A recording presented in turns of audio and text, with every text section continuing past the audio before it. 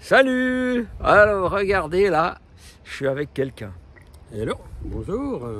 Voilà, ce monsieur, il s'appelle Michel. Michel. J'aurais pu le dire, je le savais. T'as gagné. Eh ben, Bravo. j'ai gagné quoi? Ben, Je sais pas encore. on va voir. Écoute, voilà, donc vous vous dites, mais ils sont où ces gaillards? Alors je vais essayer de faire le tour et on est en Espagne. Parce que c'est assez dingue, parce que voilà, moi je vais voir mes parents là, tu vois, à Orihuela. Et puis c'est un peu une habitude. Puis voilà que je reçois un appel de Michel, qui est belge, et puis qui me dit mais c'est pas possible, t'es là. Et puis il a je sais pas, c'est quelques pâtés de maison plus loin, je sais pas combien. Ouais, 2 kilomètres. Ouais, alors j'ai pas calculé. Ça. Alors du coup, je me dis, mais c'est pas par hasard. Déjà, ça permet de mieux se connaître, pas se voir vite fait comme ça entre deux tournées, je sais pas quoi. Parce que tu organises des trucs, toi. Hein. Alors vous allez voir, je vais le laisser parler. Je vais essayer de me la boucler. T'as pas l'air de me croire, hein. J'ai de la peine, je coupe toujours la parole aux gens. Vous avez remarqué, hein. Ah, mais c'est pas méchant, c'est pas. Et là, je pense que on a eu un beau partage. C'était hier soir, hein. Tout à fait. Et puis je me suis dit, oh, mais c'est beau ce que tu racontes. Ça peut aider beaucoup de gens. Alors voilà pourquoi on est là avec vous. C'est pour que vous entendiez l'histoire que Dieu écrit avec la vie des gens. Et c'est des fois une histoire étonnante et qui peut ressembler à la vôtre. Alors bon, voilà. Hein? Comment on commence ça? Dans l'enfance? Il était une fois. Hein. Alors quand on te voit, je dois te dire, on voit quelqu'un de reposé, de bien, le peu que je te connais, tu es toujours disponible, tu as un bon cœur, comme ça, tu vois. Puis on se dit, ben, il a dû avoir une vie facile, ce machin. C'est vrai, hein, tu as une vie tellement facile, j'imagine. Bien sûr. Ouais. Qu'est-ce que tu pourrais dire? Alors, qu'est-ce que je pourrais dire? C'était le cas alors? C'était facile quand tu étais non, enfant? j'ai eu une enfance assez compliquée, avec un père violent qui me battait, une maman qui était un peu pas trop protectrice. Et puis j'ai vécu comme ça un peu sans pouvoir dire que j'étais un enfant, je veux dire, avec un parcours compliqué. Je pouvais pas dire ça à mes copains. Pourquoi? À l'école. Parce que bon, je voulais pas me taper la honte ou je voulais pas mettre mes parents dans l'embarras. Donc Tu veux les protéger? oui, les protéger, je sais pas, c'était bienséant de ne rien dire. Donc mes amis savaient rien, mes copains à l'école. Lorsque le médecin venait contrôler, comme on fait en Belgique une fois par an, les enfants, il y avait des bleus, mais ils ne s'inquiétaient pas trop pour savoir d'où ça venait. Donc maintenant, si j'avais été dénoncé peut-être ou qu'on aurait vu qu'il y avait des actes de malveillance, voilà, j'aurais peut-être été placé dans un orphelinat hein, et ça aurait peut-être pas été mieux pour moi.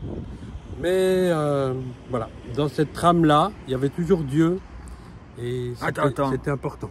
Comment? Mais pourquoi il y avait Dieu? Qu'est-ce qu'il vient faire là au milieu? On dirait vraiment une absence de Dieu plutôt. Tu es quand même un enfant, t'as rien demandé, on te tape. C'est ça. Mais tu es tout seul? Tu as des frères, sœurs? Alors j'ai 2 sœurs. Il y a une de mes sœurs qui subit le même sort, qui est là confrontée à une déchirure. Enfin, je veux dire, c'est compliqué de vivre avec des ascendants qui sont maltraitants. Et puis on ne sait pas très bien comment faire, quoi dire et tout ça. Vous en parliez entre vous? On en parlait très peu, je pense. On était un peu tétanisés, donc voilà. T'avais peur de rentrer à la maison? J'avais peur de rentrer à la maison, non, mais quand j'avais un mauvais bulletin, qu'on appelle des mauvaises cotes, hein, j'appréhendais que mon papa m'appelle pour s'expliquer avec moi, gentiment, à coup de poing. Donc, Coup de poing? Ouais, coup de poing ou autre. Mais il t'a tapé où? Si Ben, c'est un pas... peu partout, sur le torse. Mais genre, t'avais quel âge? Genre, j'avais 10 ans, ouais, dans ces eaux-là, quoi. Donc une enfance compliquée. Par contre, pour mettre quand même l'église au milieu du village, j'ai jamais manqué de rien en tant qu'enfant. J'étais bien scolarisé, on manquait de absolument rien. En tout cas, tu manquais pas de pain. On manquait pas de pain. Bah non, mais c'est une ça. expression, recevoir des pains. Mais Oui, c'est ça. ah, mais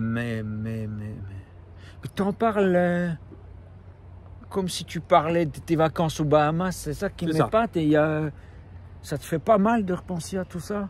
Alors, bizarrement, enfin, je sais pas comment aborder ça avec vous. C'est comme si Dieu a toujours été proche de moi. Mais alors, comment ça se fait qu'il y a Dieu dans cette histoire? D'où il sort? C'est quelqu'un qui t'en a parlé? Alors, on était baigné dans le milieu catholique. Donc j'ai fait, comme vous savez, le baptême en tant qu'enfant, puis il y avait la confirmation, la première communion. Donc j'avais tout été bien formé par le curé de l'époque et j'étais prêt à me faire baptiser. Puis tout à coup, il s'est passé quelque chose. Attends, tes parents t'amènent à l'église? Mes parents m'amènent à l'église, oui. Mais ils sont croyants? Ils sont croyants. Mais comment on peut être croyant et faire ça? Il n'y a pas un moment où on se dit... Alors même le curé, il est peut-être pas au courant. Hein. Non, mais personne n'était au courant. Je pense qu'il y a aussi le fait que il faut toujours vérifier les deux facettes et se positionner par rapport à mes parents. Mes parents ont voulu être les meilleurs parents du monde. Ah bon? En fonction de leurs moyens. Et les moyens qu'ils avaient, c'est de composer avec leur passé. Mon papa était à l'orphelinat, son papa a été déporté en Allemagne en tant qu'officier de l'armée belge. Et voilà, ce qui s'est passé, c'est que mes parents se sont mis deux pauvres âmes ensemble et puis ont pu essayer de se former ou de se forger une famille. Attends, il y a la lumière qui est pas terrible. Voilà. On voit que moi. Viens, la lumière. C'est toi qui parles. Et voilà, donc effectivement, c'est pas la méthode Coué, c'est pas de l'autosuggestion.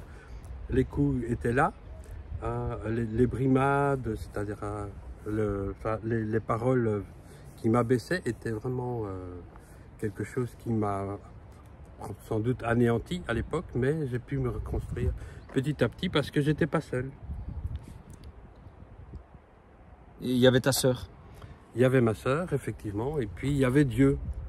Et Mais Dieu a toujours été là, quelque part pour moi. Comme, le Dieu du caté, alors le Dieu de l'Église catholique? Dieu de l'Église catholique, oui. Le Dieu bienveillant qui, malgré tout, malgré la noirceur de la situation, était là pour au mieux m'écouter et m'encourager, mais vraiment me prendre dans ses bras, me consoler. Tu ressentais ça, enfant? Oui, c'est ça. Oui. Mais comment ça se passait, par exemple? Tu venais de te ramasser une rouste, comme on dit, hein? Oui. Tu t'es fait taper, puis tu fais quoi? Alors, je sais pas, je m'isole. C'est un peu chacun a sa manière de se protéger. Moi, j'étais pas dans le déni, je pense pas, mais j'étais pas démonstratif. Je voulais pas parler de ça. Je pense qu'il y a des gens qui, quand ils sont confrontés à l'inexorable ou de grandes difficultés, ils veulent pas s'épancher. Et moi, c'est plutôt ça, c'est la prière, c'est tu lui parlais. Le réconfort, voilà. Dire à Dieu, voilà, je comprends pas, il se passe ça, qu'est-ce que je fais? Ouais. Et qu'est-ce qui se passait à ce moment quand tu disais cette prière? Je pense, pour le peu que je me souvienne, j'étais apaisé. J'étais pas tout seul, quoi. C'était comme si Dieu était là quand j'avais mes coups, quoi. Alors, il y a peut-être des gens qui ont une notion qu'ils se disent, si Dieu était là, il aurait fait que ce papa cesse de te frapper, que quelqu'un aurait vu la situation.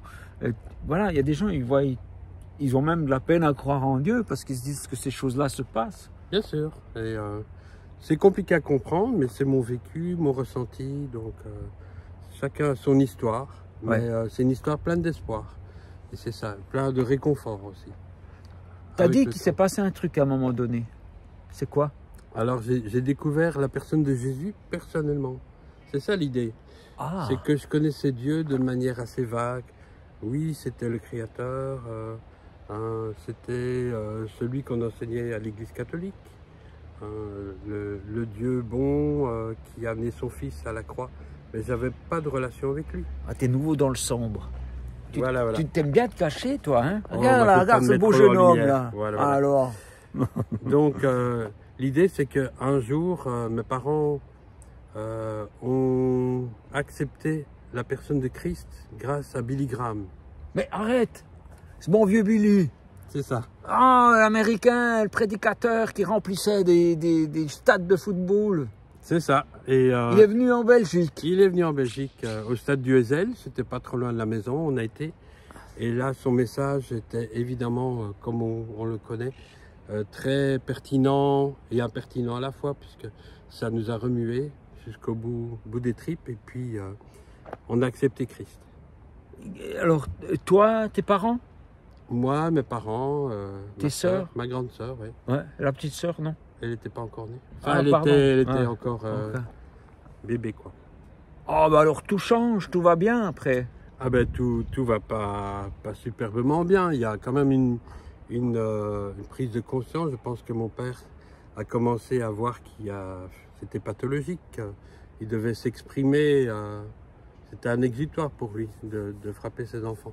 Comme il aurait pu faire ça dans un match de boxe ou Ouais, ben ouais, ça serait été mieux. se dépenser dans du sport. Non, voilà quoi.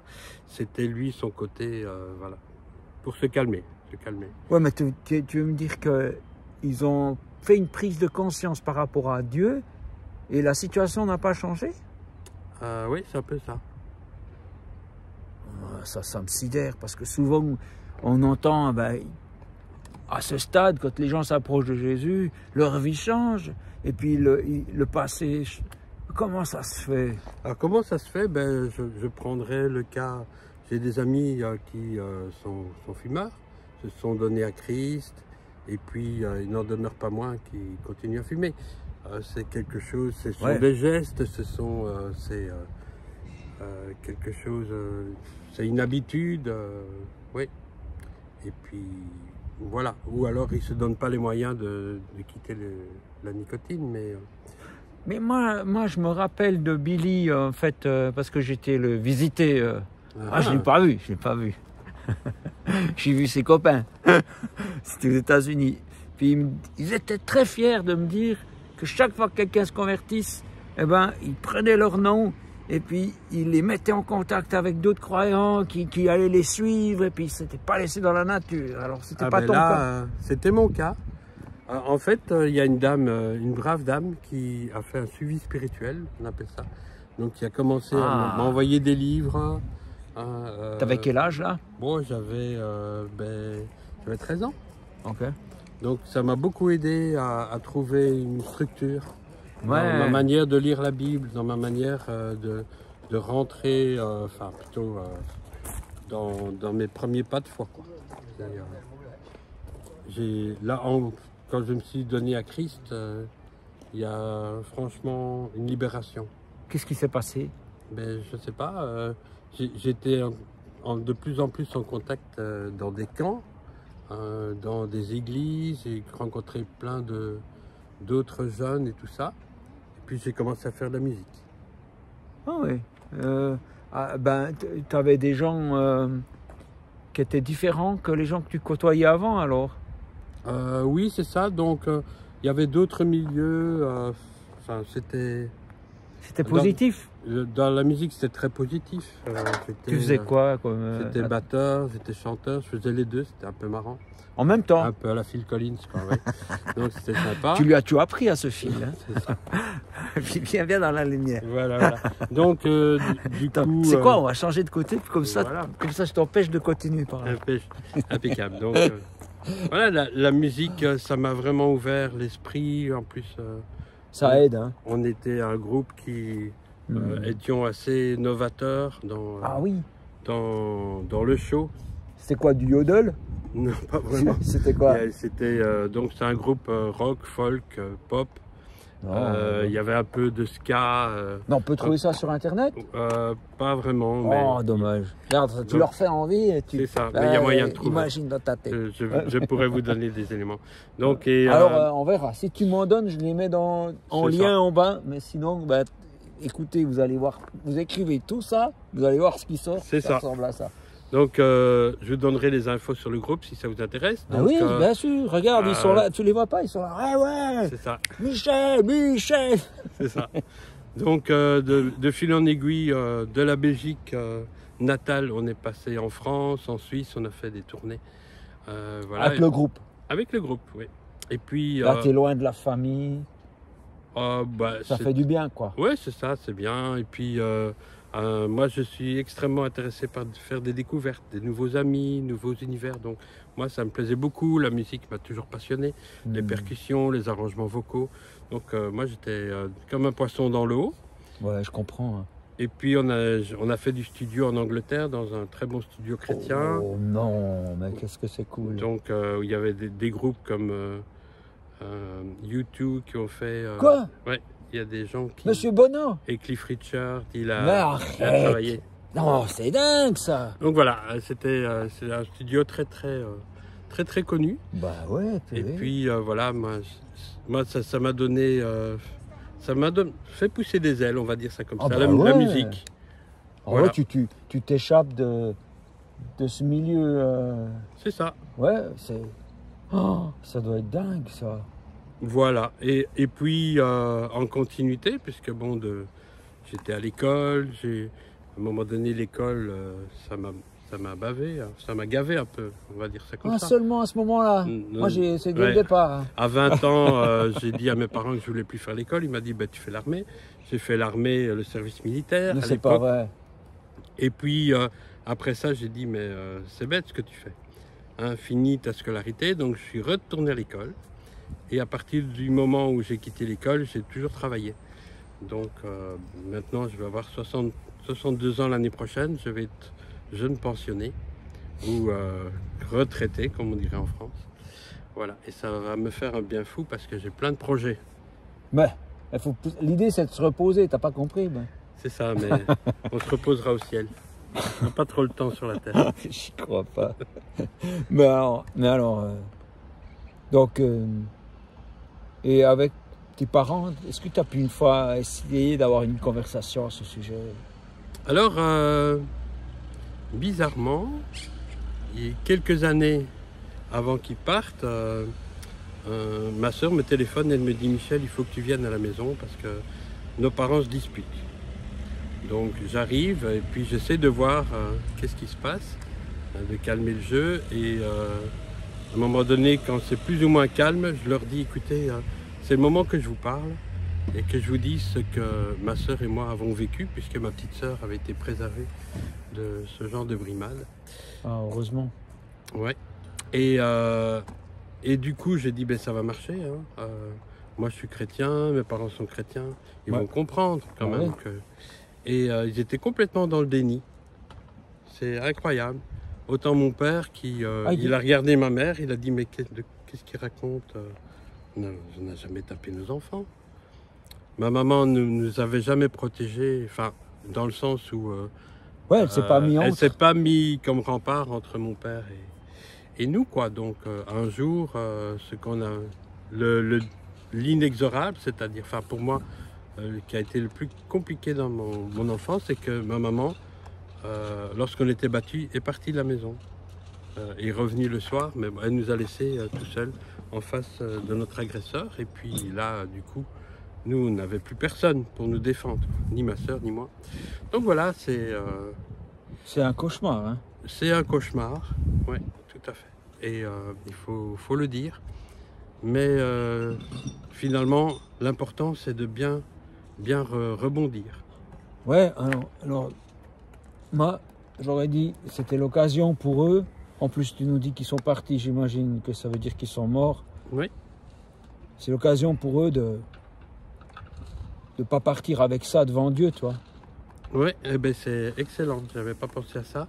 Mais effectivement, je ne peux pas m'imaginer être dans un déni pareil, je veux dire. Et pourtant, voilà, tu vois, l'apparence est là. On croit en Jésus, on croit en Dieu, mais les choses ne sont pas réglées en fait. Voilà, c'est ça. Maintenant, encore faut-il les régler, parce que bon, il y a bien l'aide de Dieu pour qu'on change, mais bon, vouloir changer, c'est se remettre en question, remettre, bien border, bien savoir où on va, et bien savoir comment on y va, les transitions à faire, bien faire une démarche de pardon aussi. Est-ce que les gens savent pardonner? Toi, tu as fait ça, toi?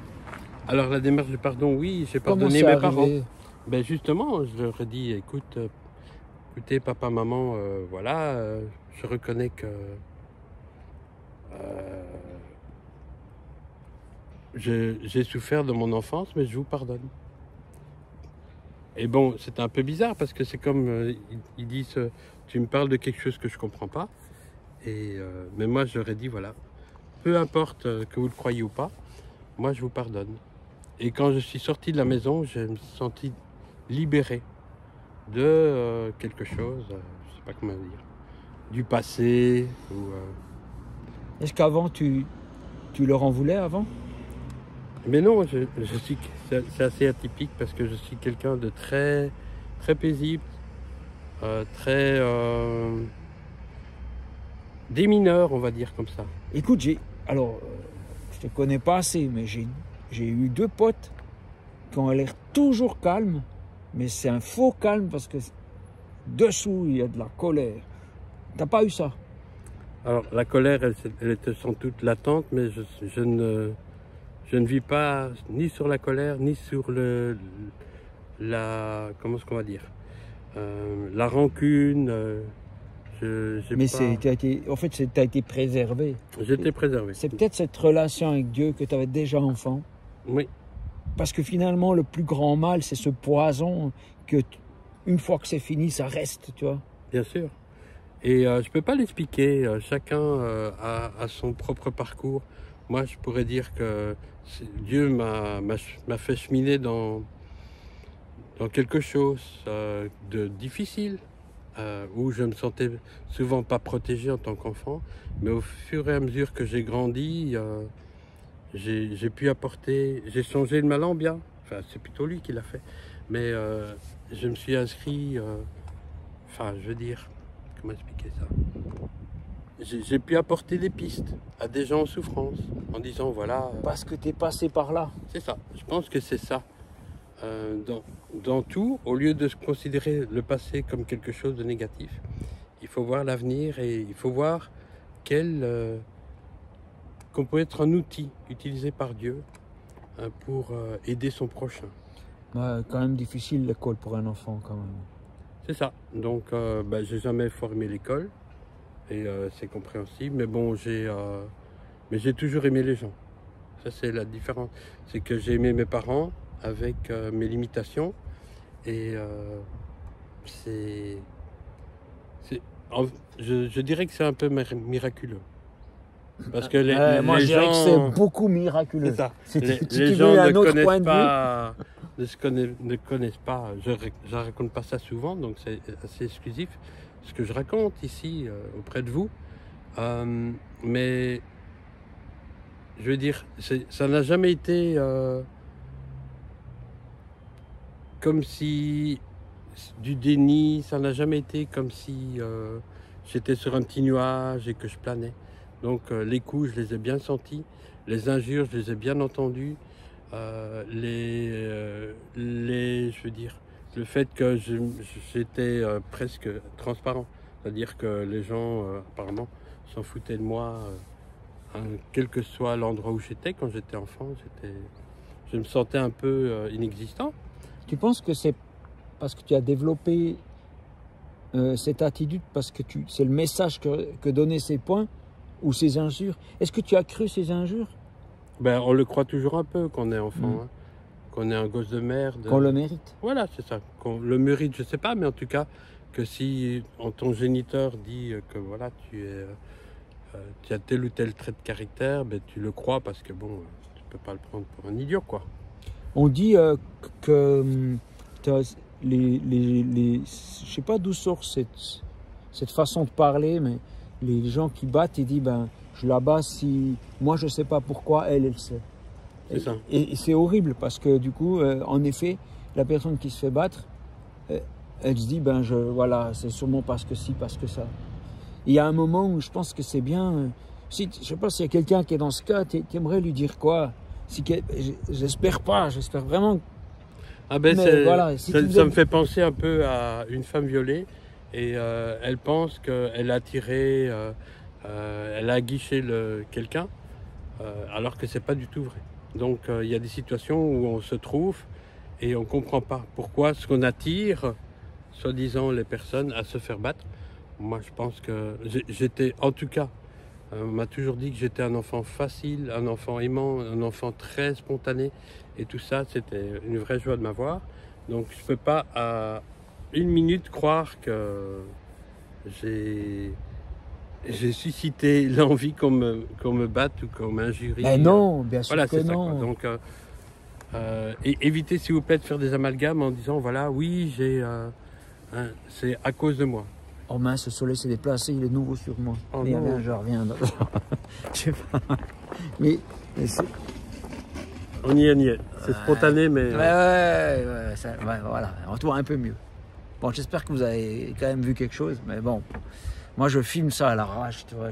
Mais c'est parfait. Il n'y a pas un gars qui vérifie. Il n'y a pas mieux. Ouais, voilà, c'est... Le cadreur, c'est Alain, en fait. Et le persiste. Ne le dis pas trop fort. Je crois qu'il n'est pas bon, le cadreur. On me l'a assez dit. Hein. Ouais, mais ils ont raison. On va t'encadrer, Alain. Ouais, c'est difficile. Ouais. Mais ouais, oh là là.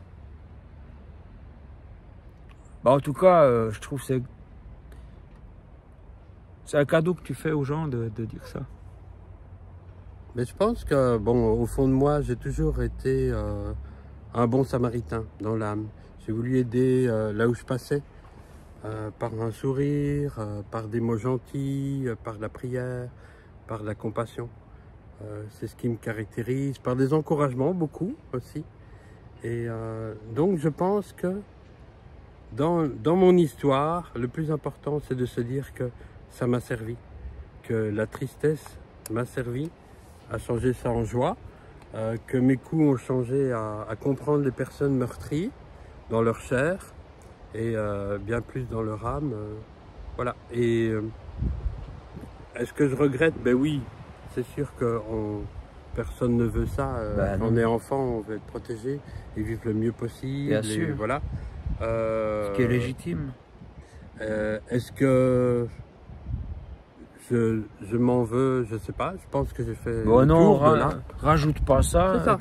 T'en as Et déjà puis, assez est-ce que j'en veux à Dieu? Ça, c'est une bonne question. Oui, peut-être. Eh bien, non, parce que pour moi, tout est aplani.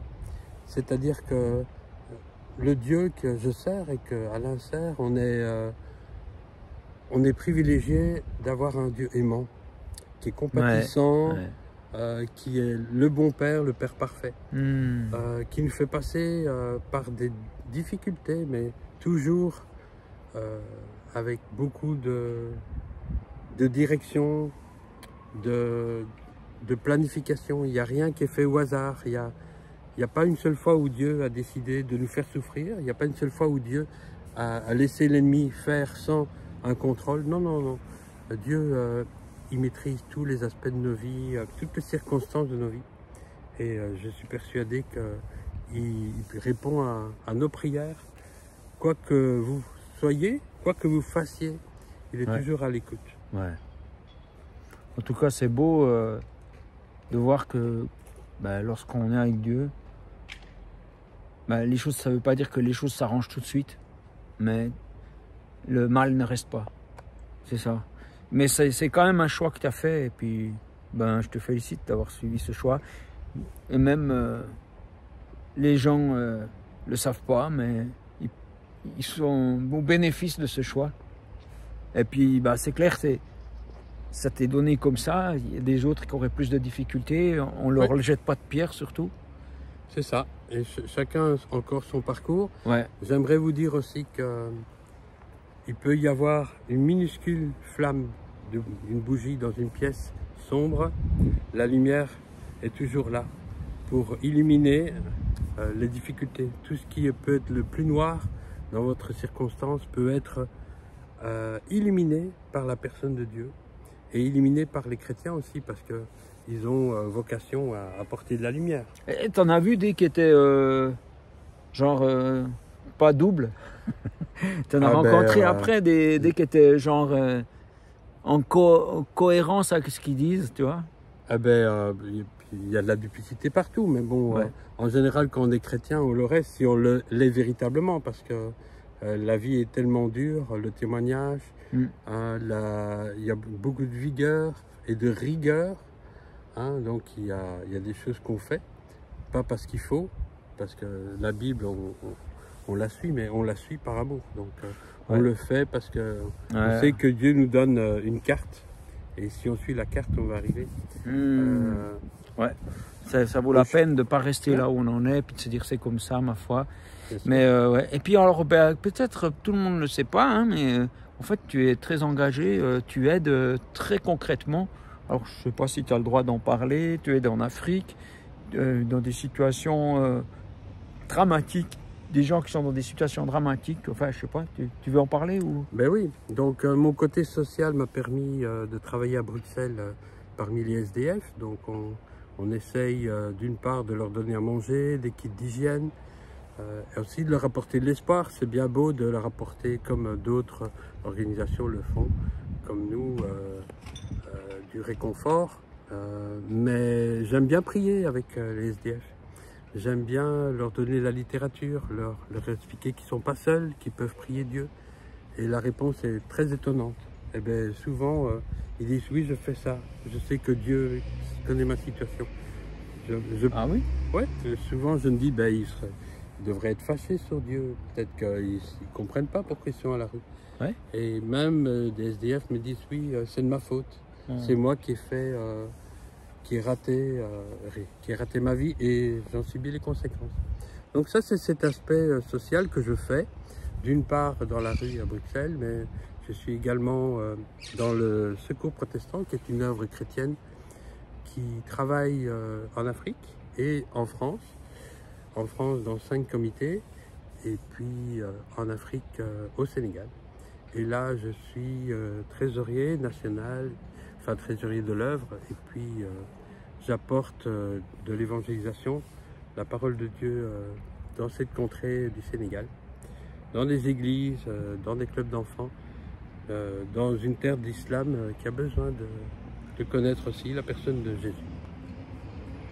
Voilà, et puis est-ce que c'est toi ou je confonds les choses qui travaillent avec des femmes qui ont vécu des viols et puis qui les aident ou c'est aussi Alors toi? effectivement, j'ai travaillé parmi les femmes violées à Bukavu, donc dans l'est du Congo, avec des personnes qui travaillent à l'hôpital de Panzi, où le docteur Mukwege travaille également. Donc là, j'ai une expertise importante sur la prise en charge de ces femmes au niveau socio-économique, leur donner des microcrédits. Ça mériterait plus de temps pour en parler, mais le but, c'est vraiment de redonner de la dignité à ces femmes qui ont perdu en fait tout le goût de vivre après avoir subi ce crime. Quand même, parce que les gens ne le savent pas, et puis moi je le sais parce que tu me l'as dit, mais je crois que cette personne que tu as citée, il a reçu un prix Nobel, un truc comme ça, non? C'est ça, donc Denis Mukwege a reçu le prix Nobel, ainsi que de nombreux prix de Parlement pour son œuvre, quoi. Pour son œuvre, c'est une personne dédiée à la cause du droit des femmes, et il est reconnu comme tel, mais bon, il y a tellement à faire, parce qu'il n'y a pas que le Congo. Toi, tu es comme pendant cette interview, tu es à l'ombre, quoi. Oui. En fait, j'ai remarqué que je suis bien efficace à l'ombre. Tantôt trésorier... désolé, là, tu es dans une vidéo. Tantôt trésorier de l'œuvre, où je travaille chez moi, où je fais de la compta. Et puis un peu plus exposé, un peu plus dans la lumière lorsque je vais sur le terrain au Sénégal, où je peux rencontrer des pasteurs évangélistes et même les enfants souriants qui sont là comme si j'étais le Père Noël avec toute l'équipe. Ah, ben, t'as pas encore la barbe, mais t'as déjà les cheveux C'est blancs. ça. Ouais, ouais. Donc, qu'on apporte évidemment des ballons de foot ou de Oh. basket et Des chaises- PlayStation. Non, pas vraiment. Ah non, Mais ouais. vraiment des jeux pour. Là, les jeunes d'ici peuvent pas comprendre. Là, on un ballon, révolutionne. ils comprennent pas. Il n'y a pas de PlayStation. Non, non, mais ici, ils comprennent pas. Tu donnes un ballon.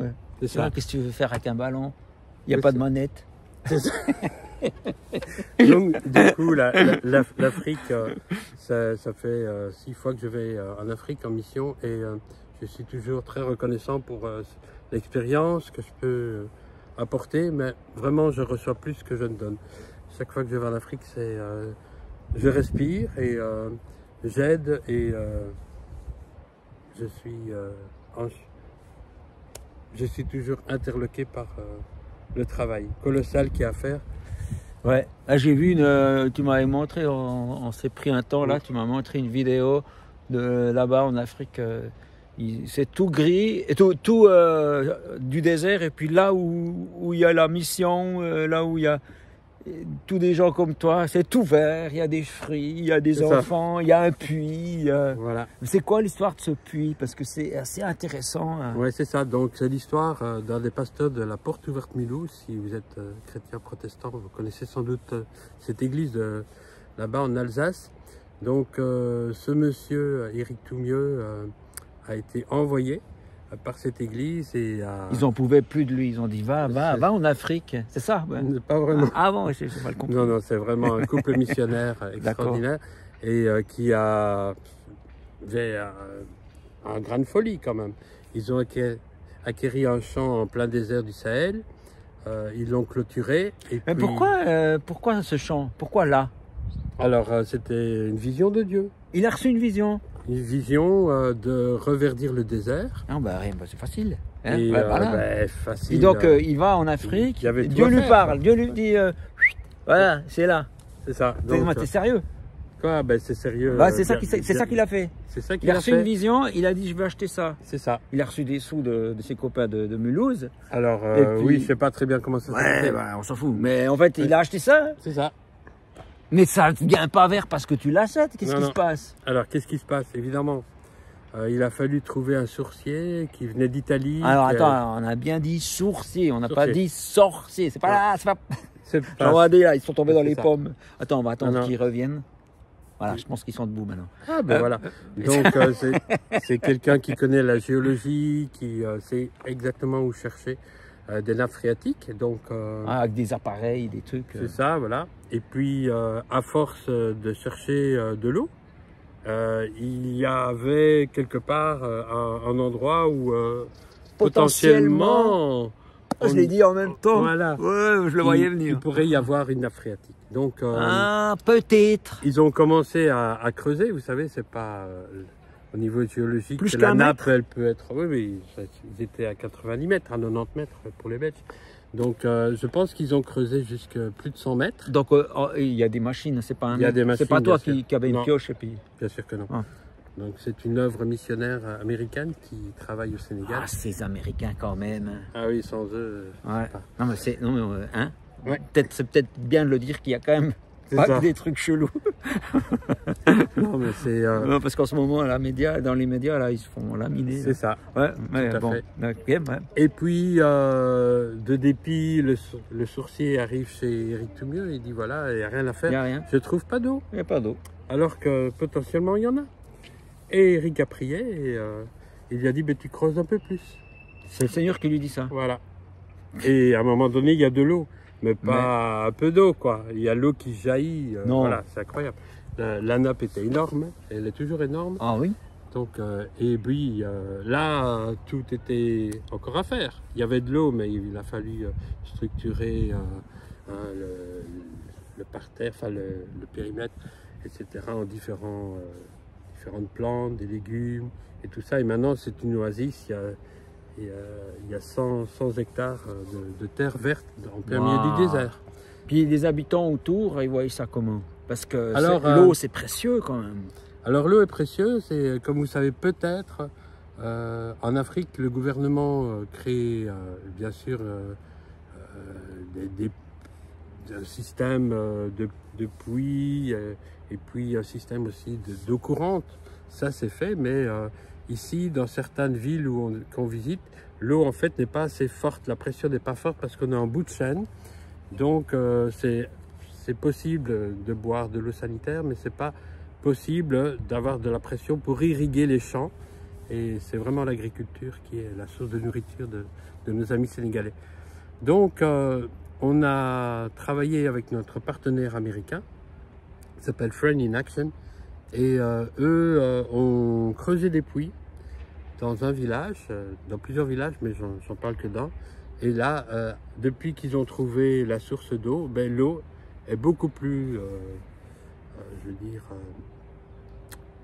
beaucoup plus accessible. Mais alors c'est la même nappe que vous?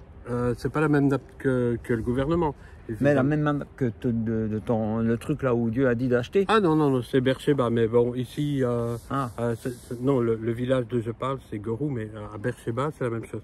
Donc ils ont construit à Beersheba, ils ont creusé le puits, et puis, puisque le meilleur témoignage dans un pays africain, c'est pas commencer à parler de Dieu comme ça avec la Bible, c'est pas du tout ils ont déjà stratégique. Ce qu'il faut, c'est servir la population locale. Donc, on appelle ça l'anthropologie, c'est se mettre au niveau des gens. Donc, Eric a été trouvé, donc Eric Toumieux, le responsable de Beersheba, a été trouvé les anciens du village en disant, écoutez, nous avons de l'eau courante maintenant à Beersheba, nous pourrions mettre à disposition de l'eau pour vos villages, besoins. Voilà. Et voilà, et bon, évidemment, c'est payant, mais c'est une eau de qualité, c'est une eau aussi qui là tous les jours aussi. Puis c'est payant, mais c'est quand même accessible à leur niveau de... Okay. Voilà, donc du coup, au-delà d'avoir de manière luxuriante une oasis de verdure dans plein désert, il y a aussi de la viande qui est vendue pour aider la population à manger, etc. Il y a un élevage bovin et tout ça. Bah, il y a toute une vie qui renaît, bien sûr. Et puis tout ce qui est culture des plantes, comme le moringa, l'artémésia. Donc, et tout ça. Ça pousse aussi chez nous, ça, l'artémésia. Alors l'artémésia, c'est un genre d'ortie, donc ça peut pousser en France, en Suisse. Je connais quelqu'un à Genève qui a ça. Comme je disais. Ah oui, mais c'est super bon pour la santé. C'est excellent. Le moringa, ça se trouve pas dans nos contrées, mais c'est une plante miracle. Ah bon? Que Dieu a créé pour guérir. Par exemple, faire pousser les sourcils. Pour les diabétiques, ça régule le taux de sucre. Non. Donc voilà. Bon ben voilà. Sur supervision médicale, il y a des personnes qui ne font que de la phytothérapie, donc prennent que du moringa. Et voilà. Ouais, ben, qui se sentent beaucoup mieux depuis qu'ils prennent ça. Quoi. Bon. Puis ça n'a pas d'effet secondaire, c'est chouette. Ah ouais, ben la nature elle est souvent mieux foutue que les solutions qu'on a réussi à trouver comme ça. Mais bon, ben voilà. Ben, tout ça avec un bonhomme qui aurait pu mal tourner, qui aurait pu rester dans sa rancœur, qui aurait eu des bonnes excuses pour ne rien faire. Voilà, ben écoute, merci Seigneur, quoi. Hein? Merci à Dieu qu'il est là. Laissez-vous faire par Dieu. Enfin, j'en sais rien. Qu'est-ce que tu aimerais leur dire pour clore? Eh ben, moi j'aime bien. Clore, c'est pas une personne. Hein, Alain vient dire, c'est qui Clore? Ok, donc je pense que là où on est le mieux, c'est être là où Dieu veut, à l'endroit où il veut, bien sûr, avoir les paroles qu'il veut pour que nous disions, s'inscrire dans son chemin, dans sa vision. On se sent épanoui et lui, il sait exactement ce qu'on a besoin. Et il y a un verset de la Bible qui dit que Dieu pourvoira à tous nos besoins selon sa richesse. Alors je pense que Dieu, il est un peu riche. Donc, et si ça ne suffisait pas, il peut créer des dollars, des euros ou que sais-je, des francs suisses, pourquoi pas. Mais donc, il est au-delà de tout entendement et au-delà de la commune mesure de l'homme qui se dit, mais Dieu, il est si grand, il est si proche également. C'est ça, la dichotomie, c'est de se dire, voilà, Jésus, il est tout proche, le Saint-Esprit est là pour m'aider, m'encourager, me redresser parfois lorsque je faute, c'est sûr. mais toujours être un coach. Allez, vas-y, tu vas y arriver. Je pense que c'est ça qui me donne le peps tous les matins, c'est dire voilà, oh je suis perfectible, hein, voilà quoi, je suis faillible en tout, mais voilà, j'essaye de progresser, de m'améliorer. C'est important. Bah cool, ouais. Et on accède à Dieu par la foi, hein, c'est clair. On ne doit pas attendre de le voir pour que ça arrive. Ouais. Bah écoute, merci beaucoup. C'est Alain, super c'est sympa. un plaisir. Voilà. Et puis ben, tu me diras les liens qu'il faudra mettre là-dessous. Bien sûr. Et puis ben, j'espère que ça vous a fait du bien d'avoir ce petit résumé de vie. Ben oui, on Hein? vous envoie le soleil de l'Espagne quand même. Hein. Ouais, alors je sais pas Je sais comment pas on quel fait. temps il fait en France, en Belgique, Je sais pas. ou Je vais voir dans ça le pays dans où vous pas êtes. longtemps. c'est ça. Revenez avec nous, avec votre ressenti. On pense bien à vous. Restez bien au Ouais, chaud. voilà. À tout bientôt en tout cas pour moi. Bye. Hein. Salut, à plus.